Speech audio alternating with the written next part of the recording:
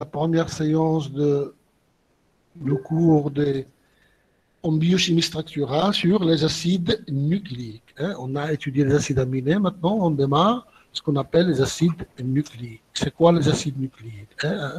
Vous savez parfaitement que tout ça, ça provient des études de recherche. Ça veut dire monsieur Miescher, biologiste et physicien aussi, a pu ce qu'on appelle, grâce à ces différentes recherches et études en chimie systématique, de trouver ce qu'on appelle le noyau.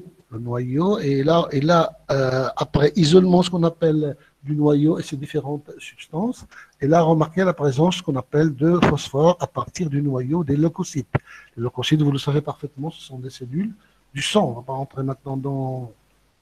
Et c'est la même chose pour ce qu'on appelle les spermatozoïdes. Il a donné ce qu'on appelle à cette substance le nom de nucléine. La nucléine, une partie ce qu'on appelle protéique et une partie qui est acide. On appelle l'ADN. Mais après ce qu'on appelle beaucoup de recherches, à partir de cette date, elles ont pu faire ce qu'on appelle une corrélation entre cette substance et ce qu'on appelle l'hérédité. L'hérédité, c'est les caractères héréditaires qui vont être transmis d'une génération à une autre. C'est clair?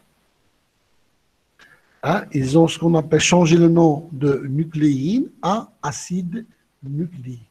C'est clair?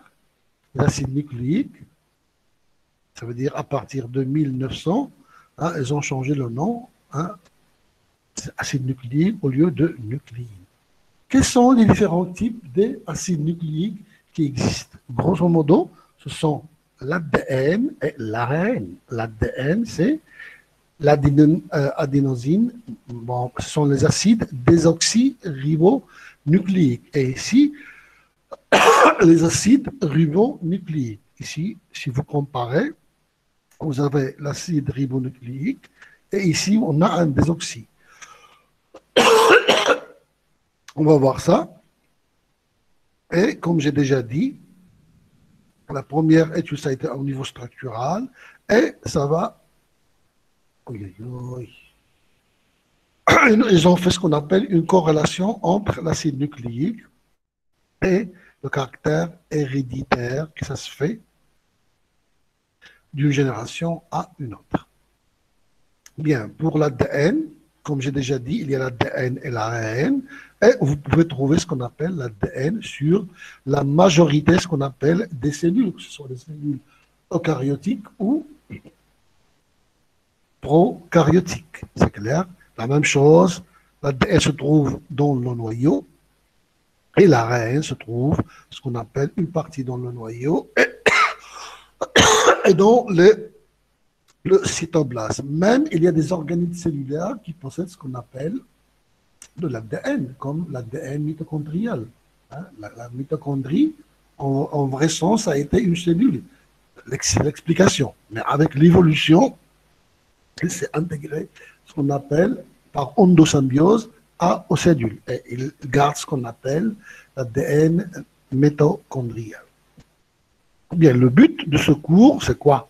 On ne va pas étudier ce qu'on appelle l'expression avec... Non, on va commencer par ce qu'on appelle la structure des acides nucléiques, connaître leurs propriétés physico-chimiques, savoir reconnaître les molécules simples qui forment ce qu'on appelle ces différents acides nucléiques et de tenter de classer des molécules simples après leur fonction. Bien, la même chose, qui parle d'acide nucléique, parle de l'ADN et l'ARN. Et ici, c'est un schéma de l'ADN. Que signifie l'ADN? Quels sont ses différents composants et quelles sont ses fonctions? On n'a pas beaucoup de temps, mais on va tenter de donner le plus important, ce qu'on appelle de ce cours. C'est clair? Bien, les structures des acides nucléiques, simplement, ils sont formés par trois parties. Il y a ce qu'on appelle des sucres, des bases azotées et des phosphates. Trois parties. Sucre, base azotée et de phosphate. Les sucres, on a deux types de sucres. Le bêta-déribose et le même, mais avec élimination d'un, ce qu'on appelle oxygène ici. C'est clair? OH, et on a seulement. C'est le 2-désoxy-bêta-déribose. Ça, c'est caractéristique de l'ARN. On va voir clairement ça. Et ça, c'est caractéristique ce qu'on appelle de l'ADN. Et pour les bases, ça c'est pour le sucre, la première partie. La deuxième partie, c'est les bases azotées. On a deux types de bases azotées. On a les bases purines et les bases pyrimidines. C'est clair? Ici, il existe deux. On va voir clairement. Et ce qu'on appelle, on a les bases pyrimidines. Vous voyez, ce sont des bases azotées qui possèdent ce qu'on appelle de l'azote. Et on a ce qu'on appelle des phosphates. On va voir que le phosphate, avec ce qu'on appelle de l'alcool, il va faire une liaison ester. Et avec autre phosphate, il va faire une liaison anhydride d'acide. On va voir ça clairement. Bien? Bien, on commence par la première partie, ce sont le sucre, on a dit le ribose et le désoxyribose. Vous avez bien étudié ça avec le professeur Khalil, je ne vais pas recommencer ça. Là, vous voyez la différence entre les deux, c'est que le carbone 2, pour le premier qui est le ribose, il possède ce qu'on appelle son OH. Ici, on a élimination, ce qu'on appelle de OH. Ça, c'est pour ce qu'on appelle le caractère de complémentarité. On va voir que l'ARN où il se trouve le ribose, elle est monocaténaire. Pour l'ADN, qui possède ce qu'on appelle le désoxyribose, elle est bicaténaire. On va voir ça. Ça, c'est la raison pour laquelle il y a élimination de ce OH. C'est clair? Vous devez savoir, le sucre qui caractérise l'ARN, c'est le bêta-déribose. Le sucre qui caractérise l'ADN, c'est le 2-désoxy-bêta-déribose. C'est clair? Ici, c'est un peu répétitif, mais c'est la même chose que vous devez savoir. Je passe. Pour les bases azotées, on a des noyaux puriques et des noyaux pyrimidiques. Ça, c'est la purine. On va voir qu'il existe des bases puriques et des bases pyrimidiques. Et la différence, elle est claire. Par exemple, vous avez des bases puriques, comme l'ADN, l'adénine, je m'excuse. C'est le 6-aminopurine. Et si vous avez 1, 2, 3, le 6, ici vous avez ce qu'on appelle le carbone 6 qui va être aminé. C'est la raison pour laquelle on appelle l'adénine le 6-aminopurine. Ici vous avez la guanine, c'est le 2-amino et 6-oxypurine. Ici vous avez la base purique, mais pour la première, c'est au niveau de carbone 6 qu'il possède l'amine. Et ici, au niveau de carbone 2 et au niveau de carbone 6. C'est clair? La même chose, ici, vous avez les bases pyrimidiques. Vous avez 3. Vous avez la cytosine, qui est quoi? Qui est le 2-oxyde, 4-amino, pyrimidine. Et pour l'uracile, c'est quoi? C'est le 2 et 4 dioxypyrimidine. Et pour la thymine, c'est quoi? C'est le 2 et 4 dioxy, deux fonctions dioxyde, et ce qu'on appelle le 5 méthylé. C'est clair? Ça, c'est la pyrimidine. Et ici, vous avez ce qu'on appelle les différentes bases. Pour le premier, il possède une fonction oxygène et amine. Et ici, il possède ce qu'on appelle les 2 dioxydes. C'est clair? Ici, vous avez 2 dioxydes et 5 méthyle. C'est clair? Ça, vous devez le savoir. J'insiste là-dessus. Savoir qu'est-ce que veut dire une base purique et pyrimidique, et les 3 types de pyrimidique et les 2 types, ce qu'on appelle de purique. Ici, vous avez ce qu'on appelle le phosphate, la troisième partie qui forme ce qu'on appelle les acides nucléiques. Quand il est seul, c'est un phosphate inorganique. La liaison entre les deux, dans ce qu'on appelle le pyrophosphate.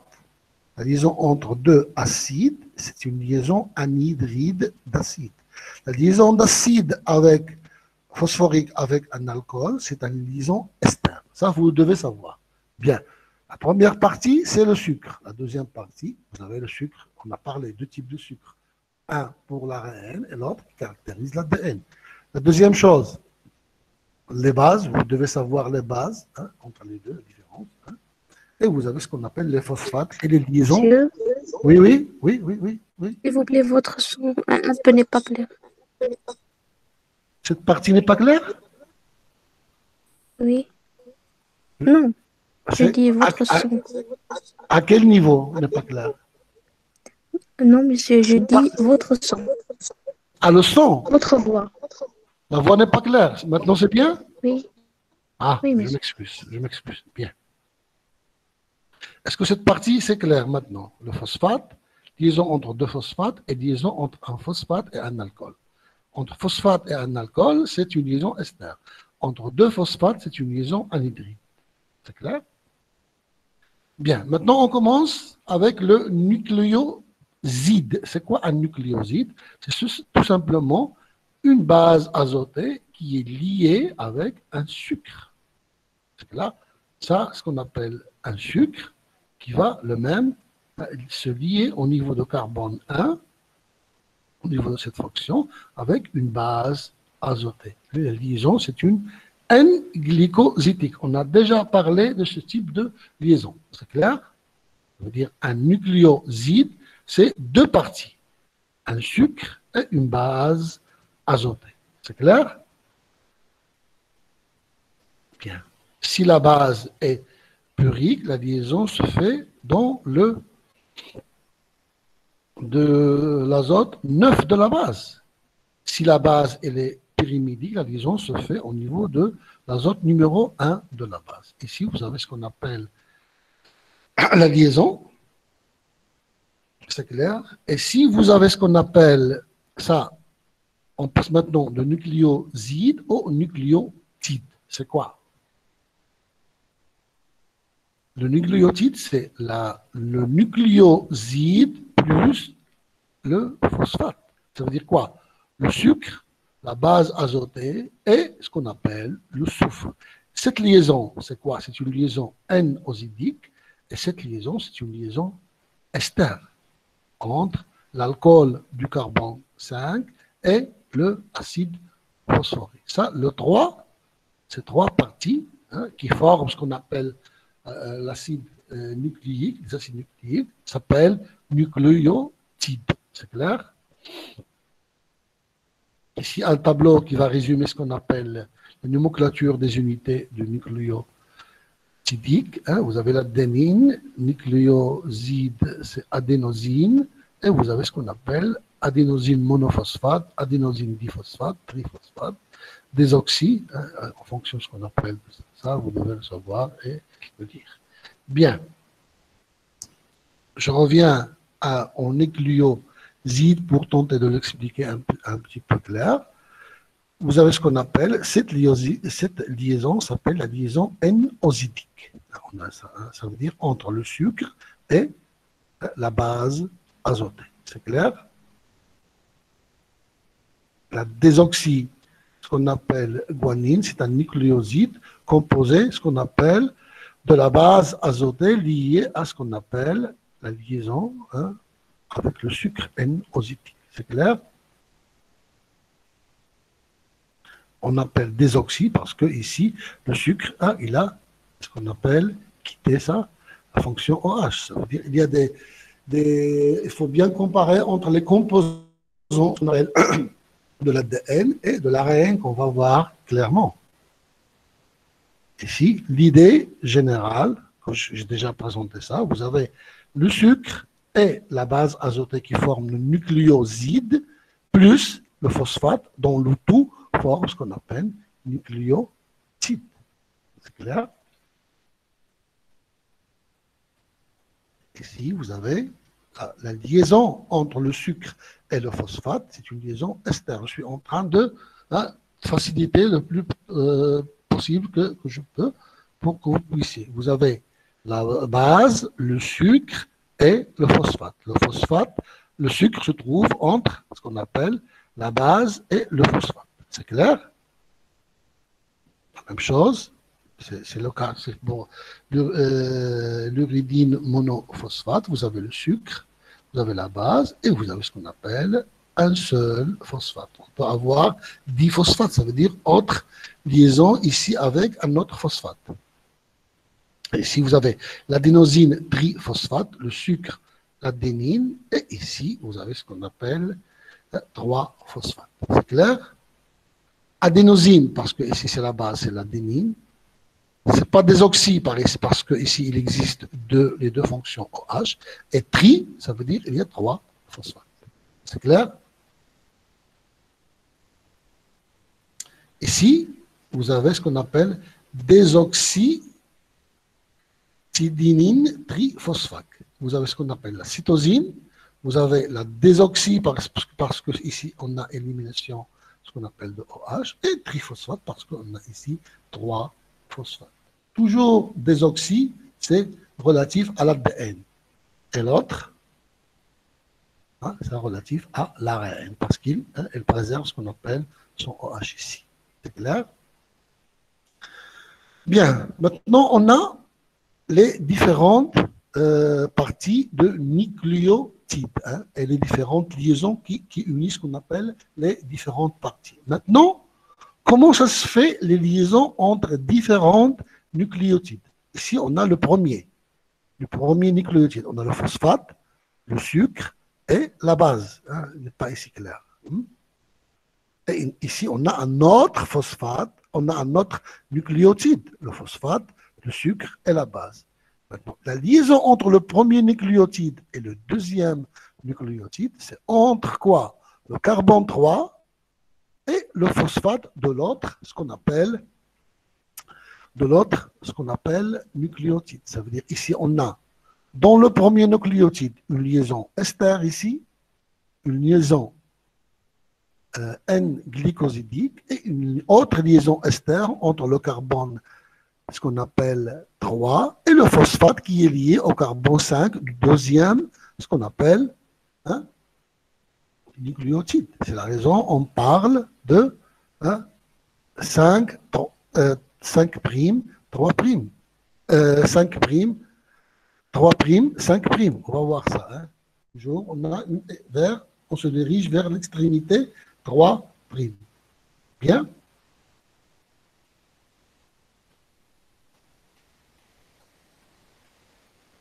Ici, vous avez ce qu'on appelle la direction, c'est entre 5, 3 prime. On a le premier phosphate, ici c'est 5, et se dirige vers 3 prime. Ici, vous avez le premier nucléotide, et ici le deuxième nucléotide.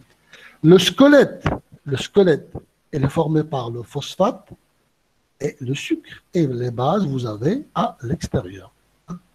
C'est clair? C'est-à-dire le squelette, il est formé par ce qu'on appelle, ça c'est le squelette pour l'ARN. Pourquoi? Parce que ici, vous avez ce qu'on appelle un OH qui se maintient. Pour l'autre, on va avoir seulement un hydrogène. C'est clair? Et la liaison, ça s'appelle le pont 3', 5' phosphodiesterase. 3', 5'. 3' pour le premier et 5' pour le deuxième. C'est clair? Ça veut dire, pour un acide nucléique, vous avez 2 liaisons ester et une liaison, ce qu'on appelle N-glycosidique. Vous avez la première liaison ester, c'est entre ce qu'on appelle le carbone 5 et le phosphate. Et la deuxième liaison, c'est entre le carbone 3 et le phosphate du deuxième nucléotide. C'est clair? Bien. Ici, vous avez ce qu'on appelle le phosphate, le sucre et la base. Ici, vous avez l'adénine, thymine, cytosine et guanine.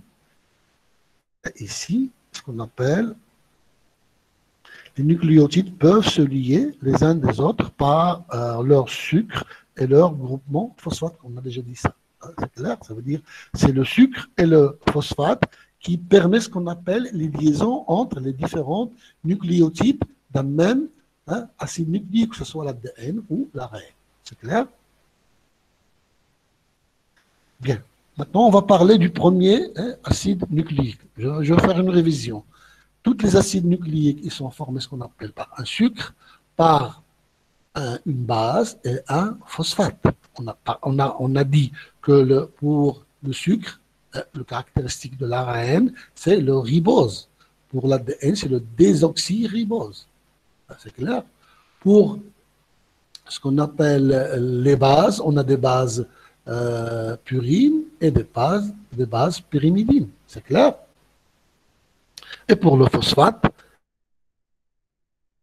ça veut dire les trois parties, les trois parties forment ce qu'on appelle le nucléotide. On a ce qu'on appelle trois liaisons. La première liaison, c'est entre le sucre et le ribose, c'est N-glycosidique. La deuxième liaison, c'est entre le sucre et le phosphate. Et la troisième, c'est une liaison ester. Et on a une autre, ce qu'on appelle liaison ester. Ça veut dire, la première, c'est entre le carbone 5 et le phosphate. Et la deuxième, ester, est entre le carbone 3 et le phosphate du deuxième nucléotidique. Bien. Maintenant, on va parler de ce qu'on appelle de l'ARN natif, qui est toujours monocaténaire. Monocaténaire, ça veut dire un seul brin. C'est contrairement à ce qu'on appelle de l'ADN, qui est bicaténaire. Ça veut dire la chaîne qui est la plus stable, c'est l'ADN. Ce n'est pas l'ARN. L'ARN, c'est très difficile de travailler avec l'ARN. Pourquoi? Parce qu'il existe plusieurs enzymes partout qui vont provoquer ce qu'on appelle l'hydrolyse de cet ADN. Travailler avec l'ADN, je suis en train de dire ça, c'est au niveau de laboratoire. Au niveau de laboratoire, c'est facile de travailler avec l'ADN parce que l'ADN, elle est protégée. L'ARN, non, elle n'est pas protégée. Ça veut dire, travailler avec l'ARN, c'est plus difficile de travailler avec l'ADN. Bien, ça veut dire qu'on peut trouver ce qu'on appelle de l'ARN qui va tenter d'avoir une structure bicaténaire. Mais c'est un seul brin. Elle va se lier sur elle-même pour tenter de se protéger. On va voir ça.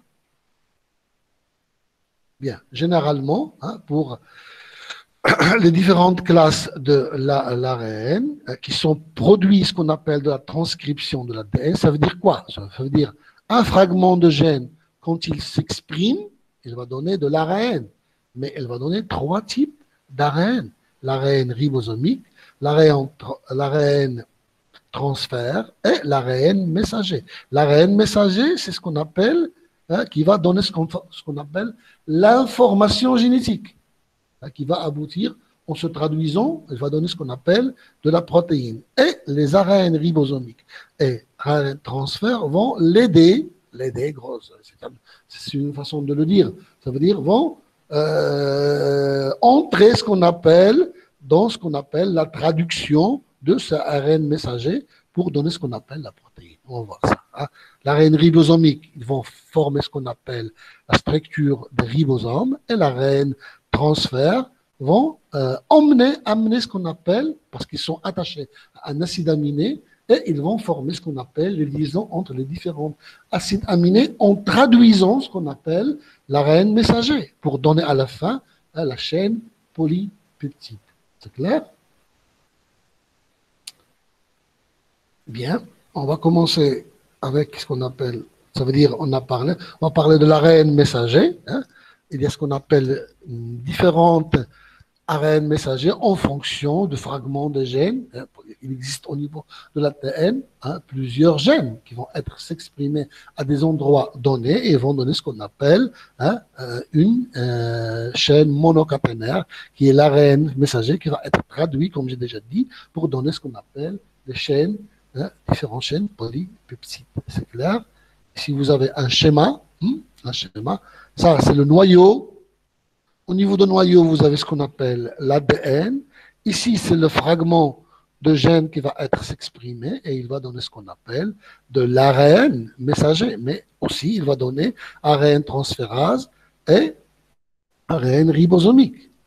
Ça va être traduit pour donner ce qu'on appelle les protéines. Et l'ARN, c'est ça, c'est ce squelette, c'est clair. Ici, l'ADN, comme j'ai déjà dit, c'est complémentaire. Il va s'ouvrir et un seul brin qui va être exprimé pour donner ce qu'on appelle l'ARN, qui va être traduit pour donner ce qu'on appelle la protéine. C'est clair? Ici, vous avez un schéma, grosso modo, de la forme ou de la structure de l'ARN de transfert. C'est ce qu'on appelle ARN monocaténaire, vous pouvez voir, mais il se groupe, il va être enroulé sur elle-même, cherchant ce qu'on appelle des complémentarités pour se protéger. Ici, l'idée de l'ARN transfert, c'est quoi? C'est ici, il va, au niveau de ce codon, va tenter de lire au niveau de l'ARN messager ces différentes triplets. Et ici, il va amener ce qu'on appelle l'acide aminé. Chaque ARN de transfert va être lié ce qu'on appelle à un acide aminé. En lisant ce qu'on appelle l'ARN messager, et il va catalyser en même temps les différents acides aminés pour former la chaîne de la protéine. Ici, vous avez ce qu'on appelle un schéma bien explicatif de l'ARN de transfert. Ici, vous avez le codon qui va, le bouche anticodon qui va lire le codon de l'ARN messager. Et ici, vous avez chaque ARN de transfert, il est lié ce qu'on appelle à un acide aminé. Vous savez que les protéines sont formées de 20 acides aminés, ça veut dire au moins il existe 20 types de ARN de transfert. C'est clair? Et à la fin, il va avoir ce qu'on appelle l'appariement, ce qu'on appelle des différents acides aminés pour former ce qu'on appelle les chaînes polypeptidiques. C'est clair? Ça, c'est la même chose. Ici, on va parler de ce qu'on appelle de l'ARN ribosomique. Ici, seulement, il va entrer dans la formation, ce qu'on appelle de le ribose. Et le rôle, c'est de catalyser les réactions chimiques qui permettent la réunification ou de réunir ce qu'on appelle les acides aminés. Ça veut dire quoi? Que l'ARN de transfert va lire ce qu'on appelle les différents triplets de l'ARN messager. L'ARN transfert, elle est liée, ce qu'on appelle lié à acide aminé, et l'ARN ribosomique qui va, ce qu'on appelle, aider à la catalysation des réactions chimiques qui vont unir les différents acides aminés pour donner la protéine. C'est clair? Maintenant, on passe à la détermination de la composition des bases de l'ARN, comme on a déjà étudié au niveau des acides aminés, au niveau des protéines. Il y a ce qu'on appelle des méthodes chimiques et des méthodes enzymatiques. Le premier, c'est par hydrolyse chimique totale de la molécule au milieu basique. Et on a des hydrolyses enzymatiques qui vont être suivies, ce qu'on appelle par des chromatographies ou des électrophorèses pour séparer les différentes parties, ce qu'on appelle des bases de l'ARN, composition de base de l'ARN. C'est clair? Et à la fin, on passe au séquençage pour savoir de quoi, comment se présente ce qu'on appelle cet ARN ou ADN. Bien, l'hydrolyse alcalin, le prolongé de l'ARN, ça se fait par la soude ou la potasse, qui va libérer ce qu'on appelle les ribonucléotides constitutifs sous forme de 2 et 3 monophosphates. Ça veut dire que vous devez savoir la relation entre chaque hydrolyse, que ce soit enzymatique ou chimique, et le résultat qu'il va vous donner. C'est clair? Ça veut dire qu'on a des hydrolyses chimiques, qu'est-ce qu'ils donnent, et les hydrolyses enzymatiques, qu'est-ce qu'ils donnent. C'est très important. Vous avez ce qu'on appelle les hydrolyses enzymatiques, qui va être faites par des exonucléases et des endonucléases. Exonucléases, ça veut dire qu'ils vont attaquer l'extrémité de la chaîne, de l'ARN, et l'autre, les endonucléases, qui va attaquer au niveau de l'intérieur de la chaîne. Les exonucléases qui attaquent la chaîne nucléotide à partir de l'extrémité, libérant ce qu'on appelle progressivement toutes les mononucléotides.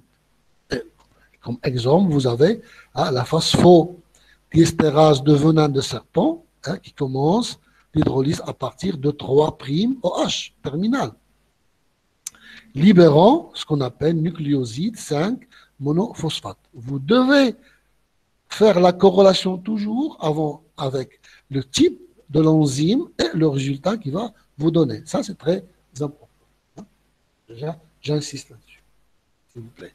Vous avez le deuxième cas, un phosphodiesterase de rate de bœuf qui attaque à partir de l'extrémité 5 et qui donne ce qu'on appelle nucléotide 3' monophosphate. Ici, il attaque à partir de 3', il donne nucléotide 5. Ici, il attaque l'extrémité 5, il donne nucléotide 3. Vous devez le savoir. Bien, le séquençage, comme j'ai déjà parlé, se réalise par des hydrolyses enzymatiques avec des endonucléases et des exonucléases pour donner ce qu'on a fait à la fin, des fragments qui vont être étudiés par des appareils spécifiques et qu'on aboutisse à connaître ce qu'on appelle le séquençage ou la séquence de ce qu'on appelle des ARN ou ADN. Toujours, on commence par les exos qui vont déterminer ce qu'on appelle les extrémités et les endos qui vont attaquer à l'intérieur pour donner ce qu'on appelle les différents fragments qui vont être séquencés. Comme j'ai déjà expliqué, les endonucléases scannent ou attaquent à différents endroits de l'intérieur de la chaîne de façon spécifique. Ici, je donne des cas, la RN pancréatique coupe des liaisons phosphodiesterase à droite d'un nucléotide à base pyrimidike. Il s'attaque au niveau de base pyrimidike comme la cytosine et l'uracile. La RNase T1 provoque une coupure, ça veut dire de liaison phosphodiesterase à droite d'un nucléotide de guanine. Ça veut dire chaque enzyme, elle est spécifique. La deuxième va attaquer au niveau à droite de l'adénine. C'est clair? Et les différentes vont être séparées, ce qu'on appelle par électrophorèse de polyacrylamide. J'ai déjà parlé la semaine dernière. Pour les protéines, maintenant, c'est pour ce qu'on appelle les acides nucléiques. Bien. Ici, je veux parler de ce qu'on appelle on passe à l'ADN, mais avant, les différentes bases en solution vont faire ce qu'on appelle des liaisons hydrogènes entre ces différentes bases. On remarque qu'il y a des hybridations entre l'adénine et la thymine.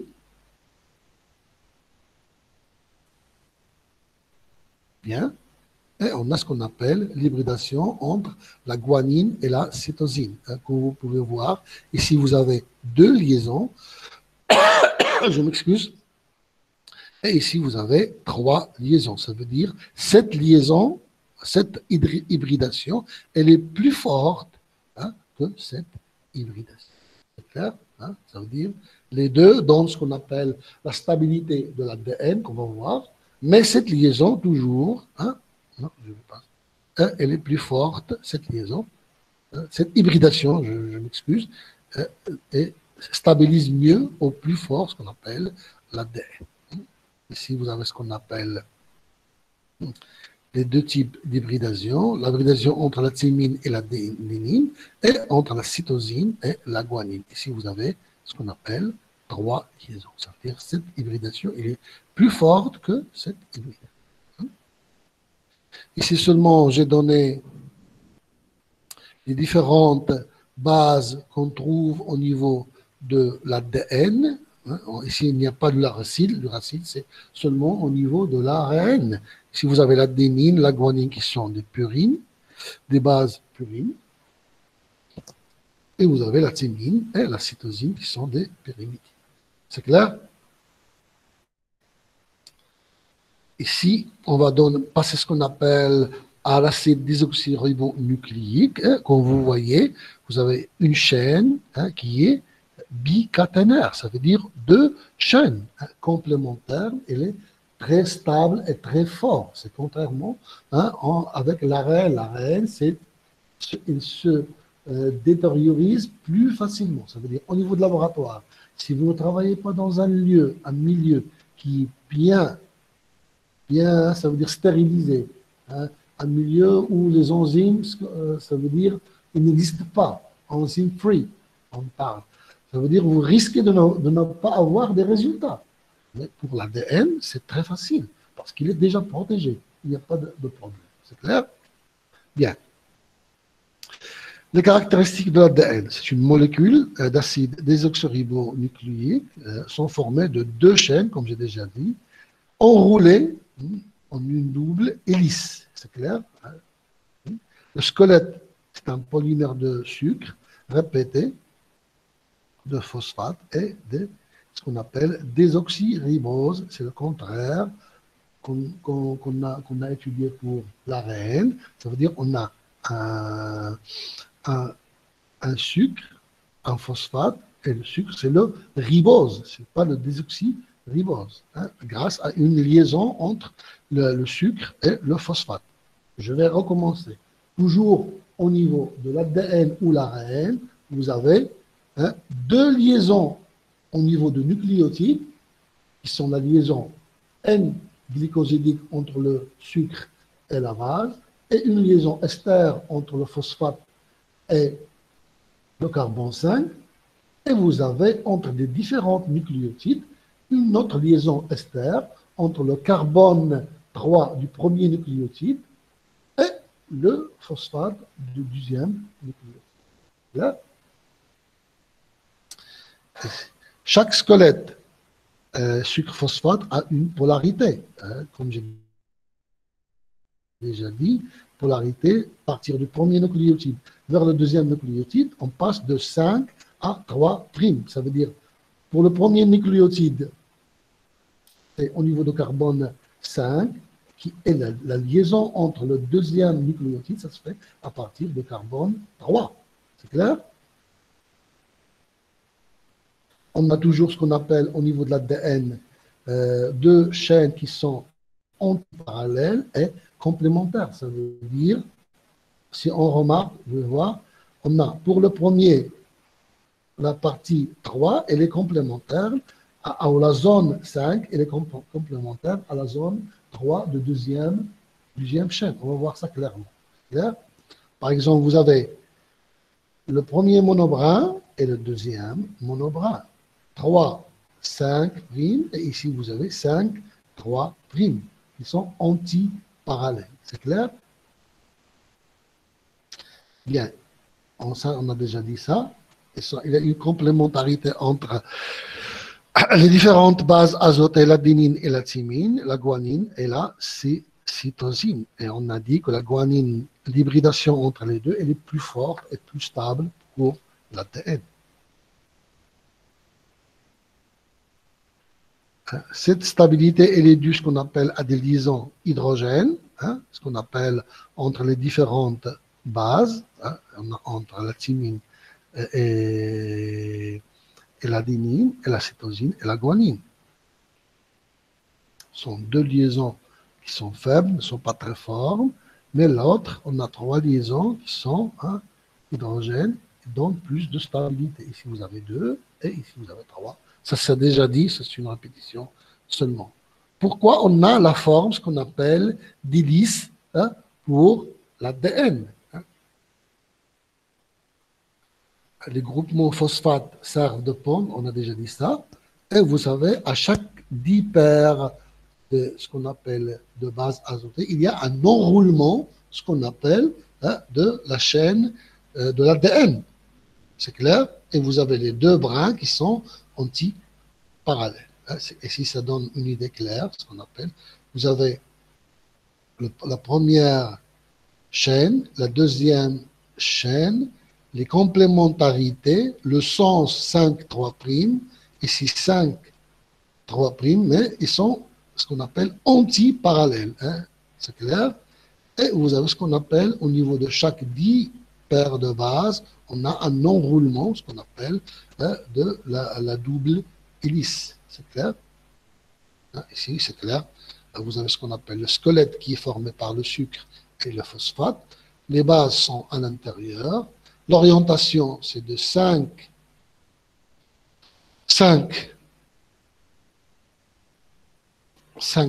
3 primes, c'est clair. Ici, c'est la même 5, 3 primes, mais ils sont antiparallèles. Ça veut dire, ici, à ce niveau, si vous avez le 5 primes, vous devez avoir le 3 primes de l'autre. Parce que c'est antiparallèle. Ça vers ce sens, et ça vers l'autre sens. Bien. Par exemple, si vous avez pour la première chaîne ce qu'on appelle différentes bases azotées, ça veut dire A, G, T, C, c'est-à-dire pour l'autre, c'est la complémentarité, ça veut dire vous devez avoir T qui est complémentaire avec l'adénine, la thymine complémentaire avec l'adénine, la cytosine complémentaire avec la guanine, la même chose, hein, c'est clair. Vous devez avoir ça. Ça, ce qui donne ce qu'on appelle la stabilité de l'ADN et la rigidité de l'ADN, la complémentarité et ce qu'on appelle des deux bras. Ici, c'est la même chose. On passe. Ça, ce qu'on appelle dans l'état normal. L'ADN, dans l'état normal, elle est comme ça. Mais cette complémentarité, elle peut être rompue. Ça veut dire l'ADN peuvent être dénaturés. Dénaturés, ça veut dire il ne reste pas, hein, il passe du double chaîne à deux monobras. Ça veut dire il va couper au niveau des liaisons entre les différentes bases azotées qui sont complémentaires. Ça veut dire la liaison entre l'adénine et la thymine va être rompue et entre la guanine et la cytosine va être rompue pour donner ce qu'on appelle deux bras. C'est clair. C'est ce qu'on appelle la dénaturation, ce qu'on appelle de l'ADN. C'est-à-dire, si on va jouer sur la chaleur, on arrive à une température donnée, ces liaisons hydrogènes, comme ils sont faibles, vont se séparer. C'est la dénaturation de la protéine. Mais cette hybridation peut revenir si on baisse ce qu'on appelle la température. Elle est réversible. Bien, maintenant, on va parler de ce qu'on appelle des propriétés de l'ADN, qui est de haut poids moléculaire. Ils sont solubles dans nos solutions salines et précipitent au niveau de l'alcool. L'alcool précipite ce qu'on appelle les acides nucléiques. Ça, c'est une étape qu'on a déjà fait, moi, au niveau de laboratoire. Lorsqu'on passe à l'extraction de l'ADN ou l'ARN, ça va être bien l'extraction, c'est une autre chose. Si on a de temps, on va expliquer ça. Pour la précipiter, afin de mesurer la quantité des ARN ou de l'ADN qu'on a extrait, on passe à ce qu'on appelle à l'alcool qui va, ce qu'on appelle précipiter à la fin, hein, notre contenu, que ce soit au niveau de l'ADN ou de l'ARN. Et comme ça, on va jouer sur ce qu'on appelle le volume pour mesurer ce qu'on appelle notre échantillon. Et vous pouvez le mesurer parce que l'ADN et l'ARN absorbent ce qu'on appelle la longueur d'onde au niveau de 260. Les forces qui assurent la cohésion de la double liaison, ce sont ce qu'on appelle les liaisons hydrogènes entre les deux bases et les interactions hydrophobes entre les bases. C'est clair. Il y a ce qu'on appelle les agents qui vont permettre ce qu'on appelle la dénaturation de l'ADN. On a déjà parlé, c'est comme la chaleur, le pH extrême, l'alcool, l'urée, sont tous des agents qui vont, ce qu'on appelle, intervenir au niveau de ce qu'on appelle de l'ADN pour passer de l'état normal à l'état dénaturé. C'est clair? C'est ça, on a déjà parlé, c'est la stabilité, et la stabilité elle est différente. Vous avez ce qu'on appelle les différents liens de phosphate, hein, qui fait le squelette, il y a l'hydrogène entre les différentes phases et les interactions hydrophiles et hydrophobes. Les fonctions, on a déjà parlé. La fonction, c'est de stocker l'information génétique, c'est entre les différentes générations, de génération à génération. C'est clair?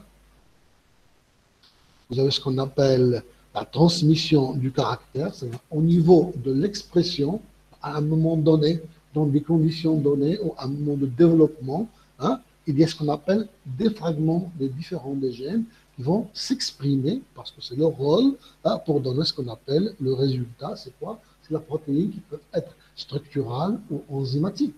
C'est clair? Ouais. Grâce à le fait de l'induction. On ne va pas parler maintenant de ça veut dire il va donner ce qu'on appelle cette expression, et cette expression, il est fidèle.